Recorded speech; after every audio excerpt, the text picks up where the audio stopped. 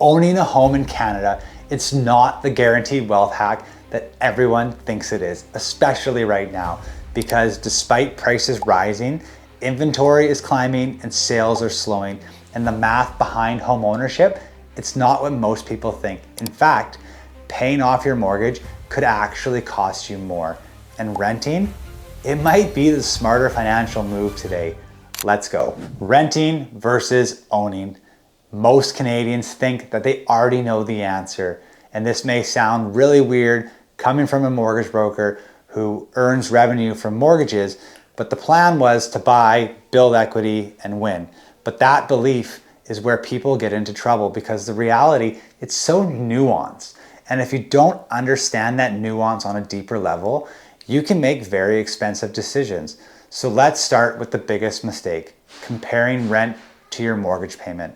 That's not a real comparison because your mortgage payment, it's not a true cost of owning real estate. It's just like a one piece of a big puzzle. When you own a home, you pay a lot of other things: property tax, maintenance, repairs, renovations, insurance, hydro, heat, it all goes on. And those costs, they don't show up neatly in one number, but they are real. On average, in Canada, homeowners spend about 2 to 3% of their home's value every year just to maintain it. That's the hidden cost that no one talks about. Here's where people get misled. They focus on one thing, what they bought the home for, and then what they sold it for. I bought this, I sold for that, I made money, but that ignores everything in between. And that's where the real cost of homeownership lives. Let me explain to you what I mean. Someone buys a home decades ago for $50,000, and then they sell it for $2 million. On paper, it looks like a fucking grand slam, but over that time, they spent money maintaining it, upgrading it, paying taxes, keeping it livable. And when you factor all of that in, it's still a good return, but it's much lower than people think. And here's the part that challenges most people. Homes, they're not amazing investments. They're solid and they're stable, but they're not magical because when you compare them to other assets, like let's say stocks, the gap is not as big as people believe it is, and sometimes it's actually worse. So let's take this one step deeper, the opportunity cost. This is where everything changes because every single dollar that you put into that home is a dollar that's not invested somewhere else. It's locked into your property most times. So even if your home increased in value, you have to compare that to what that same money could have earned elsewhere. And when you do that, the difference between renting and owning, it gets a lot smaller. And let's make this real numbers. Say the average condo is $700,000 and we assume about a 5% total cost of home ownership.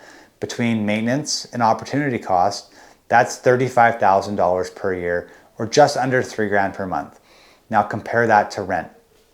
In many markets, that number is very similar, which means like financially on paper, you're often closer than you think between renting and owning.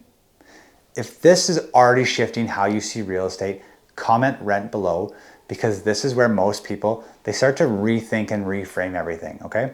Let's talk about mortgages because that's my wheelhouse. This is where people think the real advantages come from. Leverage, good debt, wealth building, and sure, mortgages do help, but they're not a magic hack like they used to be. And let me explain this deeper. If someone buys a home in cash and someone else rents and invests that same money, over time, the renter actually comes out ahead because their investments, they're growing at a compounding rate, while the homeowner's money, it's tied up in that home. Let's adjust that. The homeowner now puts 20% down and the finances the rest with the mortgage. Now they have leverage, which definitely helps, but they also have a higher cash flow cost. Mortgage payments, interest, it all adds up.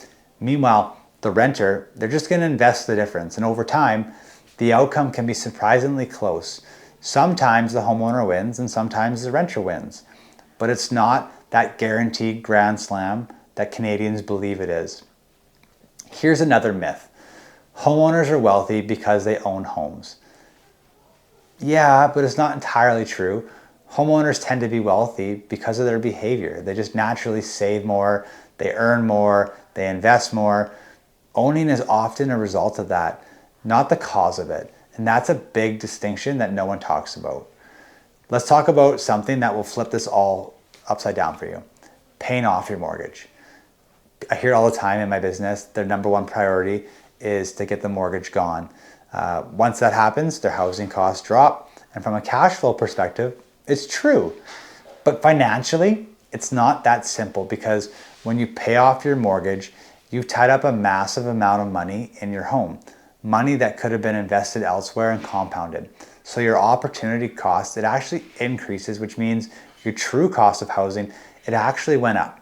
Even though your payments are gone or went down, it still went up. And that's the shift. Now, does that mean paying off your mortgage is bad? No. It reduces risk, reduces stress, gives you peace of mind. Totally get it. But financially, it's not always the optimal move. Let's talk about happiness, because this always surprises my clients. Owning a home does not automatically make you happier. In some cases, it creates more stress, maintenance, debt, responsibility, pressure. So again, this is not as simple as people think. With all that said, does this mean renting is better? No, not necessarily, because owning still has real advantages. There's tax-free gains in your primary residence. There's stability. There's control over your own space. Protection from rising rents, which we saw in the years past. And for many people, it acts as a forced savings plan, which definitely matters because most people are not disciplined investors. And that's the truth. So for the average Canadian, owning can still be the better path, not because it's mathematically superior, but because it aligns with your behavior. This is the takeaway from today.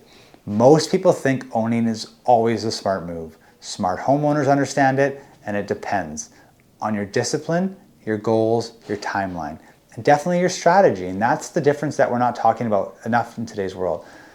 If you believe owning is always better, no matter what, you're not thinking strategically, you're thinking with your emotions, and that can cost you. So before you decide to rent or buy, ask yourself this: am I disciplined enough to invest if I rent? Do I value flexibility or stability more? And what actually fits my life right now? Because the best decision is not the popular one, it's the one that fits you. If you want help running the numbers for your specific situation, there's a link below where we can jump on a call, no strings attached, and break it down clearly and build a strategy that actually works for you. Owning a home, it's not a guaranteed wealth hack today. Renting's not throwing money away either. And the truth, it sits somewhere in the middle. You don't have a housing problem. You just need someone to show you some strategies behind it.